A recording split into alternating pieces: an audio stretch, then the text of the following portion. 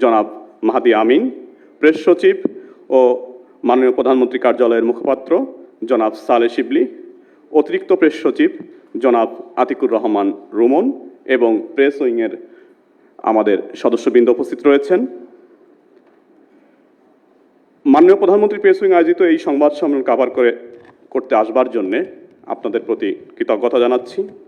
শুরুতেই মাননীয় প্রধানমন্ত্রীর প্রেস উইং এর পক্ষ থেকে স্বাগত বক্তব্য দেবেন অতিরিক্ত প্রেস সচিব সিনিয়র সাংবাদিক জনাব আতিকুর রহমান রুমন। আমি মঞ্চে আসবার জন্য বিনীত আহ্বান জানাচ্ছি অতিরিক্ত প্রেস সচিব জনাব আতিকুর রহমান রুমনকে।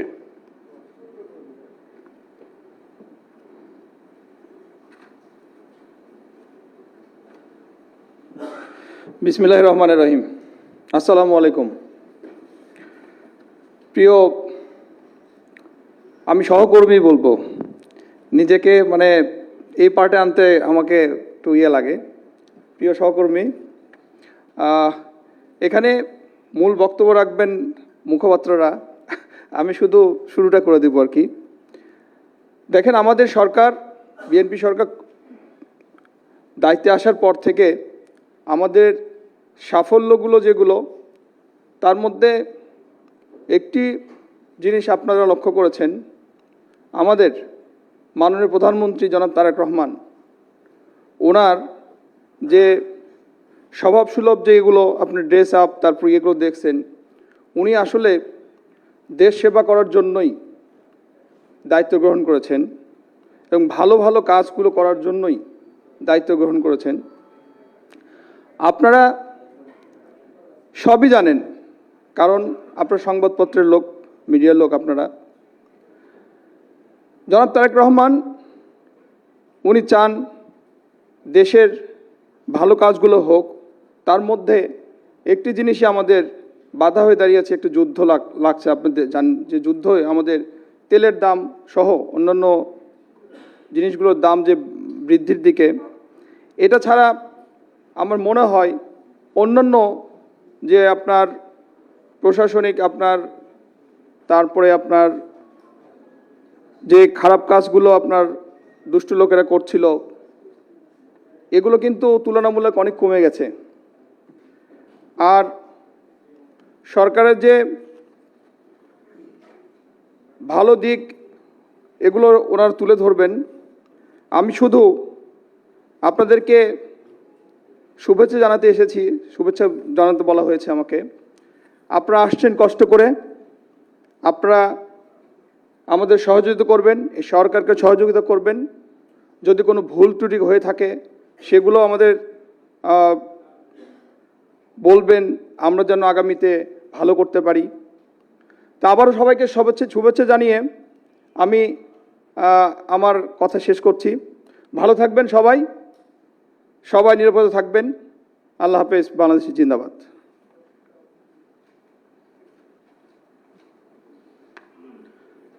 ধন্যবাদ অতিরিক্ত প্রেস সচিব জনাব আতিকুর রহমান রুমনকে। এ পর্যায়ে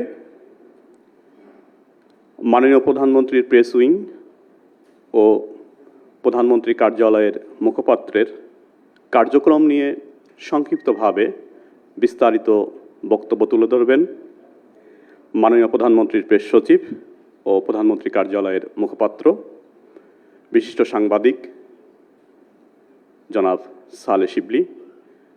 আমি জনাব সালেহ শিবলিকে মঞ্চে আসবার জন্যে বিনীত অনুরোধ জানাচ্ছি। একই সঙ্গে আমাদের প্রেস উইংয়ের কর্মকর্তাদের সঙ্গে আপনাদের আনুষ্ঠানিক পরিচয় করিয়ে দেবেন তিনি।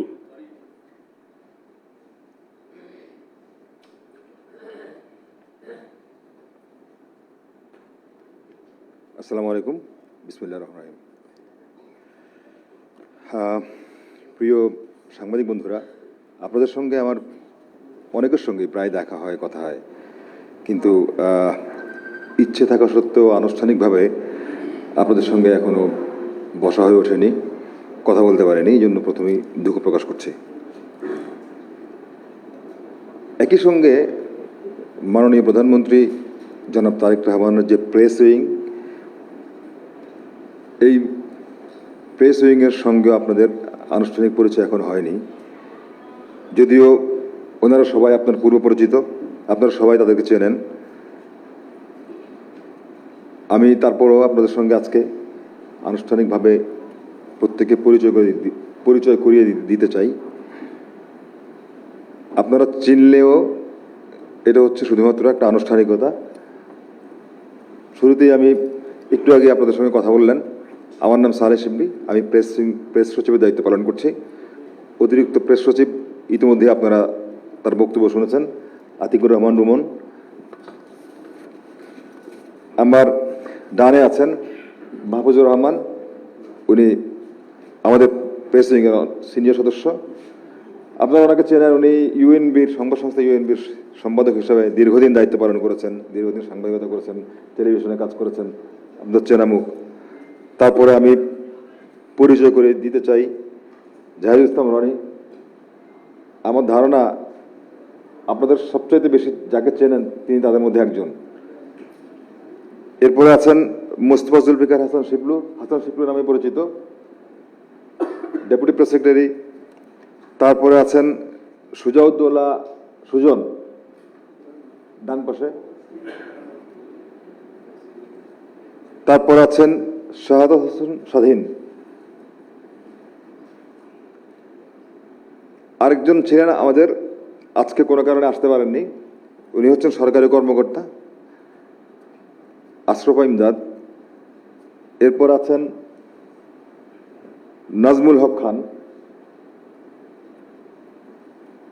এপিএস হিসেবে আছেন আব্দুল্লাহ আল মাহমুদ শাহরিয়ার পামির। এরপর দুজন থাকার কথা, আমাদের ফটোগ্রাফার এবং ভিডিওগ্রাফার দুজন আছেন।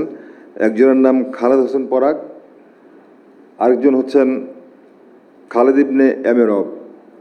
দুজনের নামই খালেদ। কোনো কারণে আজকে দুজনের একজনে মুহূর্তে নেই। প্রিয় বন্ধুরা, দেশের গণতন্ত্র প্রিয়, স্বাধীনতা প্রিয় মানুষের সরাসরি ভোটে একটি অবাধ, সুষ্ঠু, নিরপেক্ষ নির্বাচনের মাধ্যমে বর্তমান সরকার দায়িত্ব গ্রহণ করেছে। বর্তমান বিএনপি চেয়ারম্যান জনাব তারেক রহমান গণতান্ত্রিক সরকারের প্রধানমন্ত্রী হিসেবে দায়িত্ব নিয়েছেন 2 মাস হয়েছে। আপনারা জানেন এই 2 মাসের অধিকাংশ দিন তিনি সচিবালয়ে, প্রধানমন্ত্রীর কার্যালয়ে অফিসে বসছেন, সেখানে কাজ করেছেন। সাংবাদিক বন্ধুগণ, বর্তমান গণতান্ত্রিক সরকার জনগণের কাছে দায়বদ্ধ, জনগণের কাছে জবাবদিহিমূলক সরকার। প্রধানমন্ত্রী কি কাজ করছেন তার প্রতিদিনের কার্যক্রম জনগণের কাছে যথারীতি যথানিয়মে জানিয়ে দেওয়া হচ্ছে। সরকারের কার্যক্রম জনগণকে জানিয়ে দেওয়ার ক্ষেত্রে আমরা একটু ভিন্নভাবে জানানোর পন্থাটা বেছে নিয়েছি। ইতিমধ্যে আপনাদের অনেকের নজরে এসেছে নিঃসন্দেহে। আমরা মনে করছি, বর্তমান সরকার মনে করছে যে সারা দেশের প্রতিটি সংসদীয় আসনে বিজয়ী প্রার্থীরা নির্বাচনের আগে জনগণের কাছে ভোট চাওয়ার সময় তারা নানা রকম প্রতিশ্রুতি দিয়েছিলেন।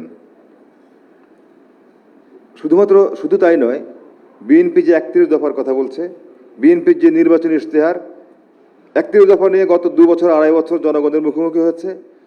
প্রত্যেকজন প্রার্থী জনগণের কাছে গিয়ে এই 31 দফা সম্পর্কে বিস্তারিত বর্ণনা দিয়েছেন, কথা বলেছেন, জনগণের রায় নিয়েছেন।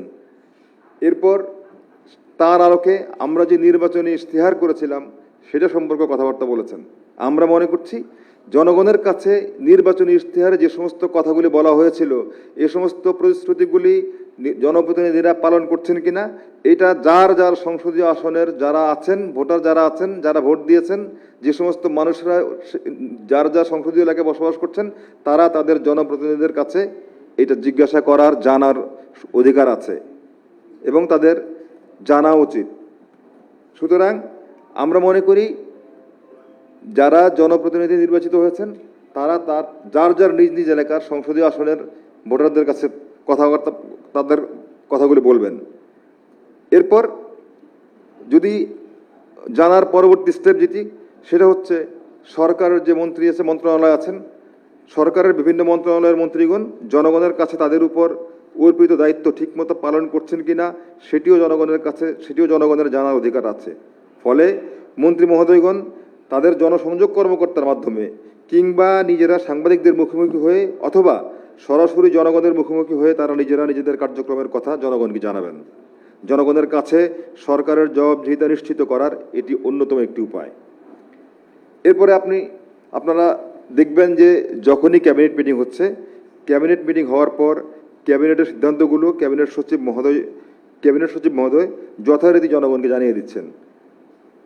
প্রধানমন্ত্রী প্রতিদিনের রুটিন ওয়ার্কগুলো মাননীয় প্রধানমন্ত্রীর প্রেস উইং থেকে সাংবাদিকদের নিয়মিত জানিয়ে দেওয়া হচ্ছে। তবে সঙ্গত কারণেই মাননীয় প্রধানমন্ত্রীর পক্ষে প্রতিদিন সাংবাদিকদের মুখোমুখি হওয়া সম্ভব নয়। এমন বাস্তবতায় প্রধানমন্ত্রীর রুটিন ওয়ার্কের বাইরেও কিছু কার্যক্রম থাকে, সেগুলো যাতে যথানিয়মে যথাসময়ে জনগণকে জানিয়ে দেওয়া যায় সেই লক্ষ্যে সম্প্রতি প্রধানমন্ত্রী কার্যালয়ের মুখপাত্র নির্ধারণ করা হয়েছে। প্রতি সপ্তাহে 1 দিন কিংবা 2 দিন অথবা প্রয়োজন অনুযায়ী প্রধানমন্ত্রীর কার্যালয়ের সংবাদ ব্রিফিংয়ের আয়োজনের প্রস্তুতি রয়েছে। অবাধ তথ্য প্রবাহ বিশ্বের দেশগুলোকে এখন গ্লোবাল ভিলেজে পরিণত করেছে। সুতরাং দেশে বিদেশে অনেকেরই অনেক বিষয়ে জিজ্ঞাসা রয়েছে, আগ্রহ রয়েছে, জানার আগ্রহ রয়েছে। বর্তমান সরকার সেই সব বিষয়েও যৌক্তিক সকল জিজ্ঞাসার জবাব দিতে প্রস্তুত। সুতরাং সাংবাদিকদের ফোন কিংবা ইমেলের মাধ্যমেও তথ্য জানার সুযোগ রয়েছে। এর পাশাপাশি সরকারের যাবতীয় তথ্য মন্ত্রণালয় যথানিয়মে জনগণকে প্রতিদিন অবহিত করছে। একই সঙ্গে সারা দেশে 64টি জেলা তথ্য অফিস রয়েছে। এছাড়া উপজেলা পর্যায়েও রয়েছে আরও 4টি তথ্য অফিস। প্রধানমন্ত্রী তারেক রহমান ইতিমধ্যেই তথ্য মন্ত্রণালয়কে জেলা তথ্য অফিসগুলোকে আরও কার্যকর করার নির্দেশ দিয়েছেন। এই অফিসগুলোর কার্যক্রম আরও জোরদার করা গেলে স্থানীয় পর্যায়ের সঠিক তথ্যগুলি তুলে ধরা এবং মিথ্যা তথ্য, ভুল তথ্য কিংবা অপতথ্যের বিরুদ্ধেও সক্রিয় ভূমিকা রাখা সম্ভব হবে। কোনো জেলায় কোনো ঘটনা ঘটলে জেলা তথ্য কর্মকর্তাগণ যাতে তথ্য প্রদানের জেলার মুখপাত্র হিসাবে ভূমিকা রাখতে পারেন সেটিও নিশ্চিত করার জন্য ইতিমধ্যে তথ্য মন্ত্রণালয় কার্যক্রম শুরু করে দিয়েছে। প্রিয় সাংবাদিক বন্ধুগণ, এবার আসি আমরা সোশ্যাল মিডিয়ার বিষয়ে। সোশ্যাল মিডিয়ার মাধ্যমে ছড়িয়ে পড়া সকল তথ্য যেমন মিথ্যা কিংবা প্রোপাগান্ডা হিসেবে উপেক্ষা করার সুযোগ নেই, আবার সকল তথ্য যাচাই বাছাই ছাড়া বিশ্বাস করারও কোনো কারণ নেই। কৃত্রিম বুদ্ধিমত্তা বা এআই দিয়েও অনেক মিথ্যাকে সত্যির মতো করে ছড়িয়ে দিয়ে জনগণকে বিভ্রান্ত করার অপচেষ্টা অব্যাহত রয়েছে। আমরা আশা করি জনগণকে তথ্য জানার সুযোগ অব্যাহত রাখলে জনগণ বিভ্রান্ত হবে না। অপতথ্য কিংবা মিথ্যা তথ্য দিয়ে জনগণকে কিছু সময়ের জন্য বিভ্রান্ত করা সম্ভব হলেও শেষ পর্যন্ত জনগণের কাছে সঠিক তথ্যটি পৌঁছে যাবে। সুতরাং মূল ধারার গণমাধ্যম দায়িত্বশীলতার সঙ্গে জনগণের সামনে নিজেদের ক্রেডিবিলিটি প্রতিষ্ঠা করতে পারলে সোশ্যাল মিডিয়া সত্য মিথ্যা যাচাই জনগণের জন্য সোশ্যাল মিডিয়ার সত্য মিথ্যা যাচাই জনগণের জন্য সহজ হয়ে যাবে। প্রিয় সাংবাদিক বন্ধুগণ, আমি আর কথা বাড়াবো না। মাননীয় প্রধানমন্ত্রী তারেক রহমানের বর্তমান গণতান্ত্রিক সরকারের 2 মাস পার হয়েছে। এই 2 মাসের উল্লেখযোগ্য কার্যক্রম আপনাদের সামনে উপস্থাপন করবেন প্রধানমন্ত্রী কার্যালয়ের অন্যতম মুখপাত্র ডক্টর মেহেদী আমিন। তার আগে আমি শুধু এই কথাটা বলতে চাই, বাংলাদেশে জনগণের সঙ্গে জনগণ যেভাবে সরকারকে অবিশ্বাস করা শুরু করেছিল, নেতা মন্ত্রীদেরকে অবিশ্বাস করা শুরু করেছিল, আমাদের কাছে মনে হয়েছে গত 2 মাসে সরকারের উপরে জনগণের আস্থা ফিরে এসেছে। বিশেষ করে আমরা দেখেছি মাননীয় প্রধানমন্ত্রী জনাব তারেক রহমানের উপরে জনগণের আস্থা ফিরে এসেছে। তিনি জনগণের মধ্যেই থাকছেন, জনগণের মধ্যেই হাঁটছেন। তিনি নিরাপত্তার তোয়াক্কা করছেন না। জনগণের কাছে যে সমস্ত আশা ভরসা, যে সমস্ত প্রতিশ্রুতি দিয়েছিলেন, তিনি প্রত্যেকটি প্রতিশ্রুতি পালনের চেষ্টা করছেন। এবং আমার কাছে মনে হয়েছে আমাদের এই 60 দিনের সবচেয়ে বড় অর্জন, বাংলাদেশের জনগণ তারেক রহমানকে বিশ্বাস করেছে, তারেক রহমান বাংলাদেশের জনগণকে বিশ্বাস করেছেন। আমার কাছে মনে হয়েছে এই অর্জনটা হচ্ছে সবচেয়ে বড় অর্জন। এরপরে আপনাদের সামনে বিস্তারিত তুলে ধরবেন প্রধানমন্ত্রী কার্যালয়ের অন্যতম মুখপাত্র ডক্টর মেহেদী আমিন। আপনাদেরকে অনেক ধন্যবাদ। আবারও খুব শীঘ্রই আপনাদের সঙ্গে কথা হবে। Thank you.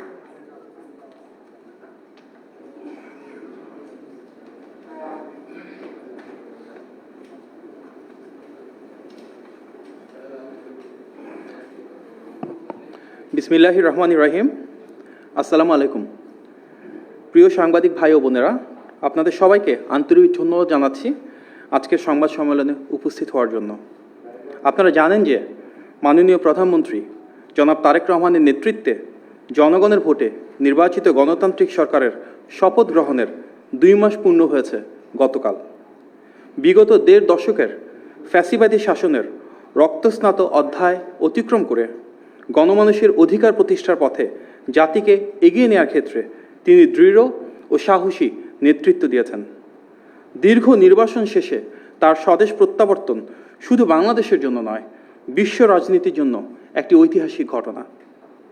সেই সময় থেকেই আন্তর্জাতিক গণমাধ্যমগুলো তাকে অবশ্যম্ভাবী প্রধানমন্ত্রী হিসেবে বিবেচনা করতে শুরু করে এবং তার নেতৃত্ব, ভিশন ও পলিসি নিয়ে বিস্তৃত ফিচার প্রকাশ করে।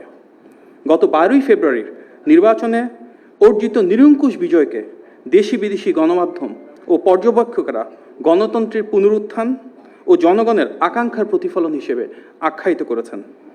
বিশ্বের প্রায় সকল দেশের রাষ্ট্রপ্রধানেরা শুভেচ্ছা বার্তা প্রেরণ করেছেন, গণতান্ত্রিক সরকারের সাথে কাজ করার আগ্রহ প্রকাশ করেছেন ও সর্বোচ্চ আন্তরিকতার সাথে মাননীয় প্রধানমন্ত্রীকে অভিনন্দন জানিয়েছেন। দায়িত্ব গ্রহণের মাত্র 2 মাসের মধ্যেই সরকারের প্রতিশ্রুতি বাস্তবায়নের যে দৃশ্যমান অগ্রগতি রয়েছে তা দেশে বিদেশে ব্যাপকভাবে প্রশংসিত হচ্ছে। আপনারা অবহিত আছেন যে আমাকে এবং মাননীয় প্রধানমন্ত্রীর প্রেস সচিব জনাব সালেহ শিবলিকে প্রধানমন্ত্রী কার্যালয়ের মুখপাত্র হিসেবে দায়িত্ব প্রদান করা হয়েছে। আমরা আন্তরিক কৃতজ্ঞতা পোষণ করছি। আজকের এই অনুষ্ঠান আয়োজনের জন্য ধন্যবাদ ও কৃতজ্ঞতা জানাই মাননীয় প্রধানমন্ত্রীর প্রেস সচিব জনাব সালেহ শিবলি, অতিরিক্ত প্রেস সচিব জনাব আতিকুর রহমান রুমন সহ প্রেস উইংয়ের সকল সম্মানিত সদস্যকে। ব্যক্তিগতভাবে একটি কথা না বললেই নয়, ত্রয়োদশ জাতীয় সংসদ নির্বাচনের আগে বিএনপির জাতীয় নির্বাচন পরিচালনা কমিটির মুখপাত্র হিসেবে দায়িত্ব পালন করে গণমাধ্যমের সাংবাদিক ভাই বোনদের কাছ থেকে যে অকৃত্রিম ভালোবাসা ও সহযোগিতা আমি পেয়েছি তার জন্য আমি আন্তরিকভাবে কৃতজ্ঞ। সেই টিমে আমার সাথে কাজ করা জনাব তারিকুল ইসলাম ও জনাব মাহবুব নাহিদ এখনও কাজ করছেন এবং এখানে উপস্থিত আছেন সেই টিমের আপনাদের মাঝেই আরও কেউ কেউ। সামনের দিনগুলোতেও যে কোনো ভুল ত্রুটি আপনারা যুক্তিসঙ্গত সমালোচনার মাধ্যমে তুলে ধরবেন এবং মাননীয় প্রধানমন্ত্রী জনাব তারেক রহমান এবং সরকারের ইতিবাচক উদ্যোগ ও জনকল্যাণমূলক পদক্ষেপে পাশে থাকবেন, এটি আমাদের প্রত্যাশা। কারণ আপনাদের সহযোগিতা ও গঠনমূলক সমালোচনাই আমাদের সমৃদ্ধ করে। মুখপাত্র হিসেবে আমাদের প্রধান লক্ষ্য হলো মাননীয় প্রধানমন্ত্রীর কর্মপরিকল্পনা, রাষ্ট্র পরিচালনার নীতিমালা এবং গণতান্ত্রিক শাসন ব্যবস্থায় তার গ্রহণ ও বাস্তবায়িত বিভিন্ন উদ্যোগকে একটি স্বচ্ছ, নিয়মতান্ত্রিক ও ধারাবাহিক প্রক্রিয়ার মাধ্যমে জনগণের সামনে তুলে ধরা। উল্লেখ্য যে প্রতিটি মন্ত্রণালয়ের মাননীয় মন্ত্রী, প্রতিমন্ত্রী ও উপদেষ্টাগণ নিজ নিজ দপ্তর সংক্রান্ত বিষয় যথারীতি তুলে ধরবেন এবং মাননীয় সংসদ সদস্যবৃন্দ তাদের নির্বাচনী এলাকা ও সংশ্লিষ্ট বিষয়ে স্বাভাবিকভাবেই মতামত তুলে ধরবেন। আমাদের দায়িত্ব মূলত মাননীয় প্রধানমন্ত্রীর নেতৃত্বে পরিচালিত রাষ্ট্রীয় কার্যক্রম ও জনগণের কল্যাণে তার নিরলস প্রচেষ্টাকে যথাযথভাবে উপস্থাপন করা। ফ্যাসিবাদের দীর্ঘ সময় এবং গত প্রায় 1.5 বছরের অন্তর্বর্তী সরকারের সময় একটি নির্দিষ্ট গোষ্ঠী পরিকল্পিতভাবে বহুমুখী অপপ্রচারে লিপ্ত থাকলেও সামাজিক যোগাযোগ মাধ্যমে অসংখ্য সচেতন নাগরিক স্বতঃস্ফূর্তভাবে শক্ত অবস্থান নিয়ে এসব মিথ্যাচার ও উদ্দেশ্য প্রণোদিত প্রচারণার বিরুদ্ধে জোরালো প্রতিরোধ গড়ে তুলেছেন। এই জন্য গণতন্ত্রকামী জনগণের পক্ষ থেকে আমরা আন্তরিক ধন্যবাদ জানাই। আমরা প্রত্যাশা করি সামনের দিনগুলোতেও ইতিবাচক এই ধারাবাহিকতা অব্যাহত থাকবে। একই সঙ্গে সরকারের সংশ্লিষ্ট ব্যক্তিবর্গ নিজ নিজ অবস্থান থেকে তথ্যভিত্তিক বক্তব্য তুলে ধরে অপপ্রচারের বিরুদ্ধে কার্যকর ভূমিকা রাখবেন। আমরা ভেবেছিলাম এই স্বল্প সময়ের মাঝে মাননীয় প্রধানমন্ত্রীর নেতৃত্ব ও নির্দেশনায় সরকার যে সমস্ত ইতিবাচক পদক্ষেপ গ্রহণ করেছে, বিরোধী দল সেই কাজের জন্য সামগ্রিকভাবে সহযোগিতা করবে। কিন্তু আমরা দেখতে পেলাম তারা সেটি না করে সংসদে হট্টগোল করা, রাজপথে আন্দোলনের হুমকি, গুজব, অপপ্রচার ছড়ানো সহ বিকল্প পথ বেছে নিয়েছে, যা দেশের অগ্রযাত্রার পথে কিছুটা প্রতিবন্ধকতা সৃষ্টি করছে। গভীর আনন্দ ও গৌরবের বিষয় যা ইতিমধ্যে আপনারা জেনেছেন যে মাননীয় প্রধানমন্ত্রী ও গণমানুষের নেতা জনাব তারেক রহমান এই বছর বিশ্বখ্যাত সাময়িকী টাইমের বিশ্বের সবচেয়ে প্রভাবশালী 100 ব্যক্তির তালিকায় স্থান পেয়েছেন। এই স্বীকৃতির মাধ্যমে তার দূরদর্শী নেতৃত্ব, সীমাহীন সাহসিকতা এবং গণতন্ত্র পুনরুদ্ধারের জন্য অসামান্য যে অবদান, সেটিকেই আন্তর্জাতিক পরিসরে স্বীকৃতি দেওয়া হয়েছে। আজকে টাইম থেকে পাওয়া এই সম্মান আমাদের সকলের। এই বৈশ্বিক স্বীকৃতি গণতন্ত্রের বিজয়, জনতার বিজয়, বাংলাদেশের বিজয়। আলহামদুলিল্লাহ। উপস্থিত সাংবাদিক ভাই ও বোনেরা, আমরা সবাই জানি গতকাল বর্তমান সরকারের মেয়াদের 2 মাস পূর্ণ হয়েছে। এই স্বল্প সময়ের মধ্যেই সরকার নির্বাচনের আগে ইশতেহারে প্রদত্ত প্রতিশ্রুতিসমূহ বাস্তবায়নের কাজ শুরু করেছে। মাননীয় প্রধানমন্ত্রীর নেতৃত্বে সরকার দুর্বার গতিতে যেভাবে অভূতপূর্ব কর্মযজ্ঞ হাতে নিয়েছে, প্রতিটি সেক্টরে এবং গণমানুষের ভাগ্য পরিবর্তনের জন্য প্রতিটি ক্ষেত্রে 180 দিনের যে কর্মপরিকল্পনা গ্রহণ করেছে, তা এক অবিস্মরণীয় অর্জন। জনগণের আকাঙ্ক্ষাকে ধারণ করে গত 2 মাসে মাননীয় প্রধানমন্ত্রী রাষ্ট্রের ও প্রতিটি নাগরিকের অগ্রযাত্রা নিশ্চিত করতে যেসব পদক্ষেপ গ্রহণ করেছেন, তার মধ্যে 60টি আমি আপনাদের সামনে তুলে ধরছি। সরকারের 2 মাসে মাননীয় প্রধানমন্ত্রীর 60টি উল্লেখযোগ্য পদক্ষেপ। মাননীয় প্রধানমন্ত্রীর নির্বাচনী প্রতিশ্রুতি অনুযায়ী নারীর ক্ষমতায়নের লক্ষ্যে দেশের প্রতিটি পরিবারের কাছে পর্যায়ক্রমে ফ্যামিলি কার্ড পৌঁছে দেওয়ার পাইলট প্রকল্প শেষ হয়েছে। ইতিমধ্যে 37,567টি পরিবারকে ফ্যামিলি কার্ড প্রদান করা হয়েছে। প্রতিটি কার্ডে মাসিক 2,500 টাকা নগদ সহায়তা করা হচ্ছে, যা নারীকে অর্থনৈতিক, পারিবারিক ও সামাজিক ক্ষমতায়নের একটি আন্তর্জাতিক রোল মডেলে পরিণত হয়েছে। মাননীয় প্রধানমন্ত্রীর আরেকটি নির্বাচনী প্রতিশ্রুতি অনুযায়ী দেশের কৃষানীদের জন্য 10টি সুবিধা ও নগদ অর্থায়ন সম্বলিত কৃষক কার্ড প্রচলন করা হয়েছে। ইতিমধ্যে প্রাথমিকভাবে 10টি জেলার 22,000-এরও বেশি প্রান্তিক, ক্ষুদ্র ও মাঝারি কৃষককে কৃষক কার্ড প্রদানের মাধ্যমে এই কার্যক্রম শুরু হয়েছে। মৎস্য, প্রাণী সম্পদের সাথে যারা যুক্ত এবং খামারিরাও এই সুবিধা পাচ্ছেন। প্রায় 12 লক্ষ ক্ষুদ্র ও প্রান্তিক কৃষকের 10,000 টাকা পর্যন্ত ঋণ সুদসহ মওকুফ করা হয়েছে। সাংবিধানিক বাধ্যবাধকতা ও দেশের আইনি কাঠামোর ধারাবাহিকতা রক্ষায় অত্যন্ত স্বল্প সময়ের মধ্যে ত্রয়োদশ জাতীয় সংসদের প্রথম অধিবেশনে 133টি অধ্যাদেশ নিষ্পত্তির মাধ্যমে সরকার সংসদীয় গণতন্ত্রে এক অনন্য নজির স্থাপন করেছে। এসব অধ্যাদেশের সঙ্গে মানবাধিকার কমিশন, গুম প্রতিরোধ ও প্রতিকার অধ্যাদেশ সহ 16টি অধ্যাদেশ অধিকতর যাচাই বাছাই করে আবার সংসদে বিল আকারে উত্থাপন করা হবে। সবচেয়ে বেশি গুম, খুন, মানবাধিকার লঙ্ঘনের শিকার দল হিসেবে বিএনপি এগুলো বাস্তবায়নে অঙ্গীকারবদ্ধ। এই প্রতিটি ক্ষেত্রে সংশ্লিষ্ট অংশীজনদের সাথে আরও পরামর্শ ও যাচাই বাছার প্রয়োজনীয়তার কথা বিলে উল্লেখ করা হয়েছে। সরকারের এই উদ্যোগ স্বচ্ছতা ও জবাবদিহিতা নিশ্চিতের একটি প্রতিশ্রুতি, সেটিরই প্রতিফলন। জুলাই সনদে নোট অফ ডিসেন্ট সহ বিএনপি সম্মত হয়ে যেভাবে স্বাক্ষর করেছিল, সেই স্বাক্ষরিত জুলাই সনদকে মাননীয় প্রধানমন্ত্রী বাস্তবায়নের জন্য দৃঢ় প্রতিজ্ঞ। দেশের মানুষের কাছে বিএনপি যে অঙ্গীকার করেছে এবং যে প্রতিশ্রুতির আলোকে ধানের শীষে ভোট দিয়েছে, সরকারের সর্বোচ্চ পর্যায় থেকে শুরু করে সবাই তা অক্ষরে অক্ষরে পালনের জন্য দায়বদ্ধ। সারা দেশে 20,000 কিলোমিটার নদী, খাল ও জলাশয় খনন ও পুনঃখননের উদ্যোগ নেওয়া হয়েছে। ইতিমধ্যে 54টি জেলায় এই কার্যক্রম শুরু হয়েছে। বৈশ্বিক জ্বালানি সংকটের মধ্যেও সরকার জ্বালানি তেলের দাম না বাড়িয়ে এখন পর্যন্ত সর্বোচ্চ নিয়ন্ত্রণে রেখেছে। যেখানে বিশ্বজুড়ে জ্বালানি তেলের দাম বৃদ্ধি করা হয়েছে, তার বিপরীতে বাংলাদেশে জনস্বার্থে ভর্তুকি বৃদ্ধি, বিকল্প উৎস থেকে ক্রয়ের উদ্যোগ, দ্বিপাক্ষিক ও বহুপাক্ষিক কূটনীতিতে তেলের সংস্থানকে প্রাধান্য প্রদান এবং আন্তর্জাতিক দর কষাকষিতে বিশেষ গুরুত্ব, এই বহুমুখী পদক্ষেপের ফলে সামগ্রিকভাবে যে কোনো দেশের তুলনায় বাংলাদেশের তেলের দাম যথেষ্ট কম রয়েছে। জাতীয় রুফটপ সোলার কর্মসূচি ও নেট মিটারিংয়ের মাধ্যমে মোট 35 মেগাওয়াট বিদ্যুৎ জাতীয় গ্রিডে যুক্ত করা হয়েছে। সরকার 2030 সালের মধ্যে নবায়নযোগ্য জ্বালানি ও বিশেষ করে সোলার বা সৌরশক্তি ব্যবহার করে 10,000 মেগাওয়াট বিদ্যুৎ উৎপাদনের লক্ষ্য নির্ধারণ করেছে। জ্বালানি নেওয়ার জন্য ফুয়েল কার্ডের পাইলটিং প্রজেক্ট ইতিমধ্যে চালু করা হয়েছে। সরকারের একটি অগ্রাধিকার হচ্ছে দ্রব্যমূল্য নিয়ন্ত্রণে রাখা।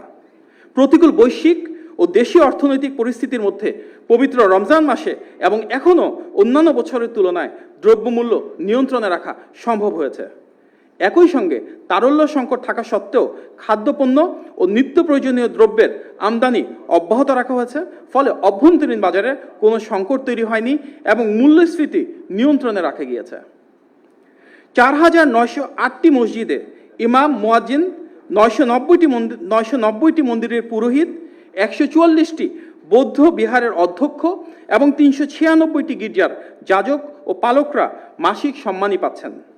এই কার্যক্রম পর্যায়ক্রমে সব মসজিদ ও ধর্মীয় উপাসনালয়ে বাস্তবায়ন করা হবে ইনশাল্লাহ। মাননীয় প্রধানমন্ত্রীর হিন্দু, বৌদ্ধ, খ্রিস্টান ও নৃগোষ্ঠী বিষয়ক বিশেষ সহকারী নিয়োগ দেওয়া হয়েছে, যার মাধ্যমে সব ধর্ম, বর্ণ নির্বিশেষে সকলের অধিকার প্রতিষ্ঠার পথে একটি গুরুত্বপূর্ণ পদক্ষেপ এটি। ঈদ উল ফিতরের সময় বাংলাদেশে অসহায় ও গরিবদের ত্রাণ ও উপহার বিতরণ করা হয়েছে। প্রাতিষ্ঠানিকভাবে ইসলামিক স্কলার ও অংশীজনদের সাথে আলোচনার ভিত্তিতে জাকাত ব্যবস্থার আধুনিকায়ন করে দারিদ্র্য বিমোচনের উদ্যোগ নেওয়া হয়েছে। শীঘ্রই প্রবাসীদের জন্য প্রবাসী কার্ড চালুর উদ্যোগ নেওয়া হয়েছে। বিগত বছরগুলোর তুলনায় এবছর হজ যাত্রায় ইতিমধ্যে 12,000 টাকা কমানো হয়েছে। প্রথমবারের মতন দেশের মাটিতেই নুসুক হজ কার্ড প্রদান করা হয়েছে। দেশের সব মন্ত্রণালয় ও সরকারি অফিসে শূন্য পদে 4,68,220টি যে পদ রয়েছে সেটি পূরণের জন্য 6 মাস, 1 বছর ও 5 বছর মেয়াদী কর্মপরিকল্পনা প্রণয়ন করা হয়েছে, যার মূল উদ্দেশ্য কর্মসংস্থানের সাথে সমন্বয় রাখা। পর্যায়ক্রমে সরকারি মালিকানাধীন বন্ধ কারখানা ও শিল্প প্রতিষ্ঠানগুলো চালু করে কর্মসংস্থান বৃদ্ধির উদ্যোগ নেওয়া হয়েছে, যার মাঝে প্রাধান্য পাচ্ছে চিনিকল, রেশম ও পাট শিল্প। স্বল্প ব্যবহৃত ইকোনমিক জোন, ইপিজেড, বিসিক এলাকা, হাইটেক পার্ক ও ইন্ডাস্ট্রি ক্লাস্টারের তালিকা প্রস্তুত করে সেখানে সম্ভাবনাময় ব্যবসা ও স্থানীয় বিশ্ববিদ্যালয়ের সাথে ইকোসিস্টেম তৈরি শুরু করা হয়েছে। সরকার দেশের অর্থনৈতিক উন্নয়নকে অধিকতর শক্তিশালী, স্থিতিশীল ও অন্তর্ভুক্তিমূলক করার লক্ষ্যে ইতিমধ্যে একগুচ্ছ বিশেষ পদক্ষেপ গ্রহণ করেছে। আমাদের মূল লক্ষ্য 2034 সালের মধ্যে $1 ট্রিলিয়ন অর্থনীতি রূপান্তর করা এবং এই লক্ষ্য অর্জনে খাতভিত্তিক স্বল্প, মধ্য ও দীর্ঘমেয়াদী পরিকল্পনা প্রণয়ন করা হচ্ছে। অর্থনৈতিক স্থিতিশীলতা, পুনর্গঠন ও বিনিয়োগ নির্ভর প্রবৃদ্ধির সাথে আমাদের যে অগ্রযাত্রা সেটিকে মিলানোর লক্ষ্যে 5 বছর মেয়াদে কৌশলগত কাঠামো প্রণয়ন করা হচ্ছে। 2030 সালের মধ্যে প্রকৃত জিডিপি প্রবৃদ্ধি 8% উন্নীত করা, মূল্যস্ফীতি নামিয়ে আনা, প্রত্যক্ষ বিদেশি বিনিয়োগ বাড়ানো এবং এমপ্লয়মেন্ট এক্সচেঞ্জ চালুর মাধ্যমে ব্যাপক কর্মসংস্থানের পরিকল্পনা হাতে নেওয়া হচ্ছে। বিদেশি বিনিয়োগ সহজ করার লক্ষ্যে 100 কোটি টাকা পর্যন্ত বিনিয়োগ প্রত্যাবাসনে কেন্দ্রীয় ব্যাংকের আগে থেকে নেওয়া যে অনুমোদনের বাধ্যবাধকতা রয়েছে সেটি তুলে নেওয়ার সিদ্ধান্ত হয়েছে। গত প্রায় 18 বছরের মধ্যে এই প্রথমবারের মতো পবিত্র ঈদ উল ফিতর উপলক্ষে কোনো শ্রমিককে হাহাকার করতে হয়নি। শ্রমিক, মালিক, সরকার ও অংশীজনের সঙ্গে সমন্বিত আলোচনার ভিত্তিতে এবং প্রয়োজন অনুযায়ী ব্যাংকিং সহায়তা প্রদান নিশ্চিত করা হয়েছে, যার কারণে সব শিল্প কারখানায় শ্রমিকদেরকে ঈদের আগেই তাদের প্রাপ্য বেতন, বোনাস ও অন্যান্য সুবিধাদি পরিশোধ করা হয়েছে। দীর্ঘদিন পর আবারও খুলতে যাচ্ছে মালয়েশিয়ার শ্রম বাজার। দুই দেশের অভূতপূর্ব যৌথ বিবৃতিতে উঠে এসেছে অভিবাসন ব্যয় হ্রাস, স্বচ্ছ প্রক্রিয়া ও প্রবাসীদের জনকল্যাণ। বিকল্প শ্রম বাজার খুঁজতে ইউরোপের 60টি দেশের সঙ্গে ইতিমধ্যে দ্বিপাক্ষিক চুক্তি স্বাক্ষরের উদ্যোগ গ্রহণ করা হয়েছে। দেশগুলো হলো Serbia, Greece, North Macedonia, Romania, Portugal, Brazil ও রাশিয়া। দেশে বিদেশে কর্মসংস্থান বাড়ানোর অংশ হিসেবে সরকার বিদেশে অধিক জনশক্তি রপ্তানির উদ্যোগ নিয়েছে। দক্ষ এবং আধা দক্ষ জনশক্তি রপ্তানির উপর গুরুত্ব প্রদান করে অভিবাসনের পরিমাণ এবং গুণমান উভয়ই বাড়ানোর জন্য উদ্যোগ নেওয়া হয়েছে। এই লক্ষ্যে দেশ জুড়ে টেকনিক্যাল ট্রেনিং সেন্টার এবং কারিগরি শিক্ষার বহুভাষা ও দক্ষতা বৃদ্ধির কারিকুলামে বিশেষ গুরুত্ব প্রদান করা হয়েছে। দেশের উত্তরবঙ্গকে এগ্রো প্রসেসিং ইন্ডাস্ট্রির হাব বা প্রধান কেন্দ্র হিসেবে গড়ে তোলার জন্য সমন্বিত মতামত প্রদান এবং উদ্যোগ গ্রহণ করা হয়েছে। পেপ্যাল ও অন্যান্য পেমেন্ট গেটওয়ে বাংলাদেশে যেন কার্যক্রম শুরু করে সেজন্য সমন্বয় এবং উদ্যোগ গ্রহণ করা হয়েছে। দেশের প্রাথমিক স্বাস্থ্যসেবা নিশ্চিত করতে 1 লাখ নতুন স্বাস্থ্যকর্মী নিয়োগের ঘোষণা দেওয়া হয়েছে। এই নিয়োগের ক্ষেত্রে নারী ক্ষমতায়নকে প্রাধান্য দিয়ে মোট কর্মীর 80% নারী থেকে নেওয়া হবে ইনশাল্লাহ। সঠিক ও গুণগত স্বাস্থ্যসেবা পৌঁছাতে হেলথ কার্ড চালুর সিদ্ধান্ত নেওয়া হয়েছে এবং সারা দেশের হাসপাতালগুলোতে বিশেষ নিরাপত্তারক্ষী মোতায়েনের উদ্যোগ নেওয়া হচ্ছে।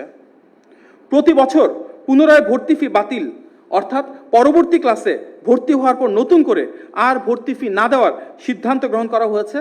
লটারির পরিবর্তে আধুনিক ভর্তি পরীক্ষা বা বৈজ্ঞানিক প্রক্রিয়ায় শিক্ষার্থীদের ভর্তি, শিক্ষকদের সুযোগ সুবিধা বৃদ্ধির সিদ্ধান্ত নেওয়া হয়েছে এবং সকল স্তরের শিক্ষাবৃত্তির যে অর্থ সেটির পরিমাণ বাড়ানো হয়েছে। বিদেশি উচ্চশিক্ষার লক্ষ্যে রাষ্ট্রীয় অর্থনৈতিক সহায়তায় সর্বোচ্চ 10 লাখ টাকা জামানতবিহীন ব্যাংক গ্যারান্টির সিদ্ধান্ত নেওয়া হয়েছে। শিক্ষা প্রতিষ্ঠানে 9,000 ধর্মীয় শিক্ষক এবং শূন্য পদসহ যে শূন্য পদ রয়েছে সেগুলোতে বিভিন্ন পর্যায়ে শিক্ষক নেয়ার ইতিমধ্যে সিদ্ধান্ত গ্রহণ করা হয়েছে। শিক্ষা প্রতিষ্ঠানের বিভিন্ন মাঠে শিশু কিশোরদের জন্য উন্মুক্ত খেলার স্থান তৈরি করার উদ্যোগ নেওয়া হয়েছে। পাশাপাশি উপজেলা পর্যায়ে 6টি খেলায় 3 জন করে মোট 18 জন ক্রীড়া শিক্ষক নিয়োগ শুরু হয়েছে। মহানগর পর্যায়ে উন্মুক্ত খেলার মাঠে সংস্থান করা হচ্ছে। আগামী শিক্ষাবর্ষ থেকে 4র্থ শ্রেণী হতে শিক্ষার্থীদের জন্য খেলাধুলা বাধ্যতামূলক করা হচ্ছে। আবারও শুরু হয়েছে শিশু কিশোরদের প্রতিভা উন্নয়নের প্রতিযোগিতা নতুন কুড়ি। প্রথমবারের মতন সংযুক্ত হচ্ছে ক্রীড়া ও কোরআন তেলাওয়াত। জাতীয় সংসদের গ্যালারিতে শিক্ষার্থীদের জন্য 150টি আসন বরাদ্দ এবং দেশব্যাপী বই পড়াকে উৎসাহিত করার জন্য বেসরকারি খাতের সাথে যৌথ উদ্যোগ গ্রহণ করা হচ্ছে। সরকারি প্রাথমিক বিদ্যালয়ের 2 লাখ শিশুর মাঝে বিনামূল্যে স্কুল ড্রেস, জুতা ও প্রায় 5 লাখ শিশুর মধ্যে পাটের তৈরি ব্যাগ বিতরণের লক্ষ্যে কার্যক্রম চলমান রয়েছে। এছাড়াও বিভিন্ন স্কুলে পর্যায়ক্রমে 1 টিচার 1 ট্যাব পরিকল্পনা বাস্তবায়নের পাইলট কার্যক্রম শুরু হচ্ছে। প্রাথমিক ও মাধ্যমিক পর্যায়ে লার্নিং উইথ হ্যাপিনেস, কারিগরি শিক্ষা, ক্রীড়া, সংস্কৃতিকে যুক্ত করে শিক্ষাক্রমকে আরও সমৃদ্ধ করার উদ্যোগ নেওয়া হয়েছে। মাদ্রাসা শিক্ষাকে যুগোপযোগী করতে স্মার্ট ক্লাসরুম স্থাপন, শিক্ষকদের প্রশিক্ষণ এবং কারিগরি কোর্সে অন্তর্ভুক্তির উদ্যোগ নেওয়া হয়েছে। স্পোর্টস কার্ড ও স্পোর্টস অ্যালাউন্স কর্মসূচি চালু হয়েছে, যার মাধ্যমে ইতিমধ্যে শতাধিক ক্রীড়াবিদকে ভাতা দেওয়া হচ্ছে।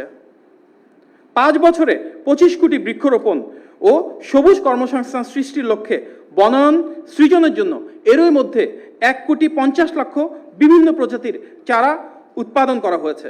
উৎপাদিত চারাগুলো চলতি বছর আসন্ন বর্ষা মৌসুমে রোপণ করা হবে। এছাড়া শহরের মধ্যে থাকা খালের পাশে আধুনিক নেটিং ব্যবস্থা এবং হাঁটার রাস্তা তৈরি করা হচ্ছে। রাষ্ট্রীয় ভবন যমুনা ব্যবহার না করে মাননীয় প্রধানমন্ত্রী গুলশানে নিজের বাড়ি ব্যবহার করছেন, নিজ খরচে তেল ব্যবহার করছেন, যা রাষ্ট্রীয় ব্যয় হ্রাসের ক্ষেত্রে একটি যুগান্তকারী পদক্ষেপ। মাননীয় প্রধানমন্ত্রী শনিবারও নিজে অফিস করছেন, কর্মকর্তাদের সকাল 9টার মধ্যে উপস্থিতি বাধ্যতামূলক করেছেন। ভিভিআইপি প্রোটোকল না নিয়ে প্রধানমন্ত্রীর অতি সাধারণ চলাফেরায় ট্রাফিক ব্যবস্থায় নজিরবিহীন পরিবর্তন এসেছে। তার রাষ্ট্রীয় সফরের সময় বিমানবন্দরের আনুষ্ঠানিকতা সীমিত করা হয়েছে, যেখানে উপস্থিত থাকতে পারবেন কেবল একজন জ্যেষ্ঠ মন্ত্রী, চিফ হুইপ, মন্ত্রিপরিষদ সচিব এবং প্রধানমন্ত্রীর মুখ্য সচিব। দালালদের হস্তক্ষেপ বন্ধের লক্ষ্যে নামজারি ও সেবা গ্রহীতাদের অনলাইন আবেদন বাধ্যতামূলক করা হয়েছে। নগদ টাকা লেনদেনের সুযোগ বন্ধ করতে অনলাইনে ভূমি উন্নয়ন কর ব্যবস্থা চালু করা হয়েছে। ম্যাপ বা নকশা জালিয়াতি বন্ধ করতে সরকার এখন ডিজিটাল সার্ভের পাইলটিং পরিচালনা করছে। চালু হয়েছে 24/7 হটলাইন। পদ্মা অববাহিকার বিস্তৃত কৃষি অঞ্চলকে মরুকরণ থেকে রক্ষা করা এবং শুষ্ক মৌসুমে পর্যাপ্ত পানি নিশ্চিত করতে পদ্মা ব্যারেজ প্রকল্প হাতে নেওয়া হয়েছে। এমপি মন্ত্রীদের শুল্কমুক্ত গাড়ি ও সরকারি প্লট গ্রহণ না করার ঐতিহাসিক সিদ্ধান্ত নেওয়া হয়েছে, যার ফলে রাষ্ট্রীয় ব্যয় কমে আসছে। পাটজাত পণ্যের প্রাধান্য দিয়ে বিভিন্ন সরকারি অফিস এবং বিভিন্ন বেসরকারি শিল্প খাতকে পাটজাত পণ্য ব্যবহারের নির্দেশনা দেওয়া হয়েছে, প্রেরণা দেওয়া হচ্ছে। ডেঙ্গু প্রতিরোধে সাপ্তাহিক জাতীয় পরিচ্ছন্নতা অভিযান, স্থানীয় প্রশাসন ও কমিউনিটি সমন্বয়ে কার্যক্রম চলমান রয়েছে।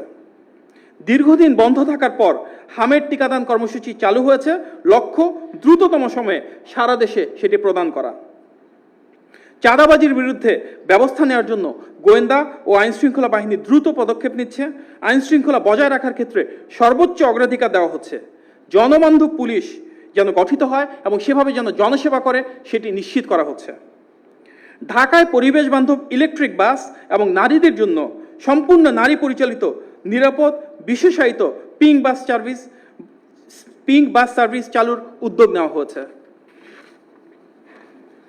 জাতীয় নদী রক্ষা কমিশন আইন সংশোধনের একটি চূড়ান্ত খসড়া হয়েছে। এর ফলে নদী দখল ও দূষণ ফৌজদারি অপরাধ হিসেবে গণ্য হবে। এই আইনের অধীনে নদী দখলদাররা সর্বোচ্চ 5 বছর কারাদণ্ড বা 15 লাখ টাকা জরিমানা বা উভয় দণ্ডের মতো কঠোর শাস্তির প্রস্তাব রাখা হয়েছে। বিদ্যুৎ ও অর্থ অপচয় রোধে রাষ্ট্রীয় ইফতার সীমিত করা হয়েছিল। বৈশ্বিক সংকট মোকাবেলায় জাতীয় পর্যায়ে বিদ্যুৎ ও জ্বালানি সাশ্রয়ে সব ধরনের সরকারি প্রতিষ্ঠানের জন্য 11টি নির্দেশনা জারি করা হয়েছে।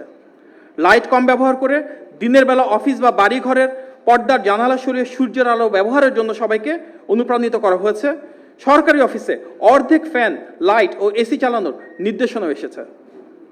প্রথমবারের মতো এনটিআরসির মাধ্যমে বিভিন্ন বিদ্যালয়ের প্রধান শিক্ষক, কলেজের অধ্যক্ষ, উপাধ্যক্ষ নিয়োগে পরীক্ষার মেধাভিত্তিক নিয়োগ হতে যাচ্ছে। দেশের একমাত্র সরকারি তেল শোধনাগার ইস্টার্ন রিফাইনারি পিএলসির সক্ষমতা বাড়াতে এবং জ্বালানি নিরাপত্তা শক্তিশালী করতে দ্বিতীয় ইউনিট স্থাপনের পরিকল্পনা এগিয়ে নিচ্ছে সরকার। 2029 সালে দ্বিতীয় ইউনিটের পরীক্ষামূলক কার্যক্রম চালু করার উদ্যোগ নেওয়া হয়েছে। আন্তর্জাতিক দরপত্র আহ্বান করা হবে আগামী মাসেই। ফুটপাতের ব্যবসায়ীদের পুনর্বাসনের ও ভিন্ন স্থানে ব্যবসা পরিচালনার জন্য কার্যকর এবং বাস্তবমুখী উদ্যোগ নেওয়া হচ্ছে। বিএনপি ঐতিহাসিকভাবেই বাক স্বাধীনতায় বিশ্বাসী। সরকারের লক্ষ্য একটি উদার ও গণতান্ত্রিক সমাজ নির্মাণ করা, যেখানে কোনো ভিন্ন মত, বিশ্বাস বা পরিচয়ের মানুষ অবমূল্যায়িত হবেন না। মুক্ত ও নিরাপদ মত প্রকাশ, স্বাধীন গণমাধ্যম এবং বাধাহীন চিন্তার পরিবেশ নিশ্চিত করতে গত 2 মাসে এর কোনো ব্যত্যয় ঘটেনি। সরকার এমনকি মাননীয় প্রধানমন্ত্রীকে নিয়েও মিথ্যা অপপ্রচার ও অশালীন আচরণ করছেন অনেকেই, যা নজিরবিহীন। সর্বোচ্চ বাক স্বাধীনতার এই সময়ে সবাই মুক্ত ও নিরাপদে মত প্রকাশ করছেন। এমনকি একটি চিহ্নিত গোষ্ঠী হীন রাজনৈতিক স্বার্থে এর অপব্যবহার করছে। তবুও অটুট রয়েছে বহুমত ও কণ্ঠের পূর্ণাঙ্গ স্বাধীনতা। বহুপাক্ষিক আলোচনা ও কর্মকৌশল ঠিক করে হজরত শাহজালাল আন্তর্জাতিক বিমানবন্দরের 3য় টার্মিনাল দ্রুত চালুর উদ্যোগ নেওয়া হয়েছে। ঢাকা, চট্টগ্রাম ও সিলেটে শাহজালাল, শাহ আমানত ও এমএজি ওসমানী বিমানবন্দরে উন্নত দেশের মতো ফ্রি ইন্টারনেট ব্যবস্থার নির্দেশ ও সৈয়দপুরে বিমানবন্দরে তা অলরেডি উদ্বোধন করা হয়েছে। চলন্ত ট্রেনের যাত্রীদের সুবিধার জন্য ফ্রি ইন্টারনেট সেবা দেওয়ার উদ্যোগ নেওয়া হয়েছে।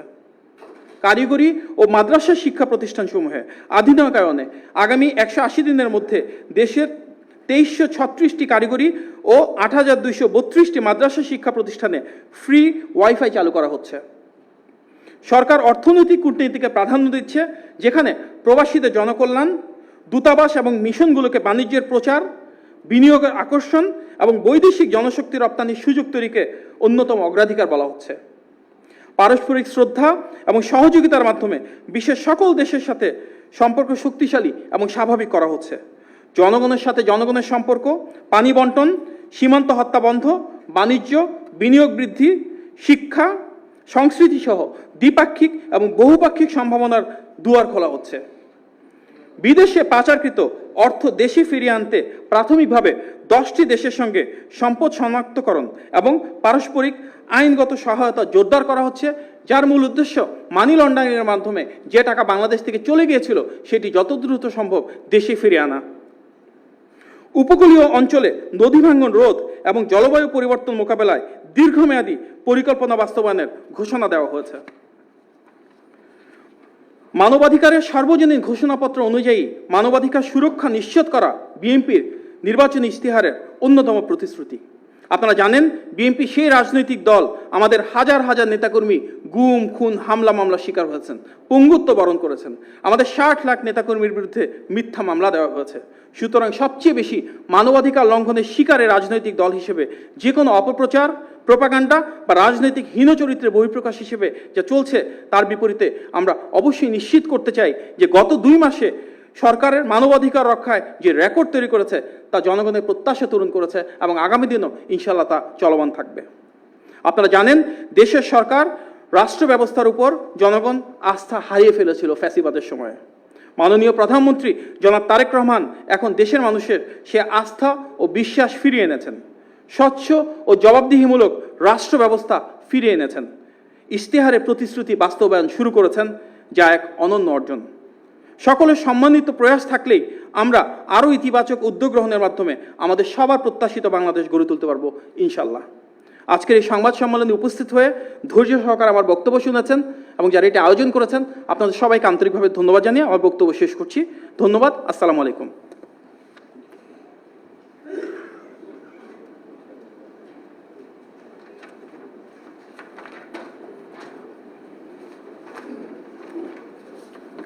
সম্মানিত সাংবাদিক ভাই ও বোনেরা, এতক্ষণ ধৈর্য সহকারে আমাদের এই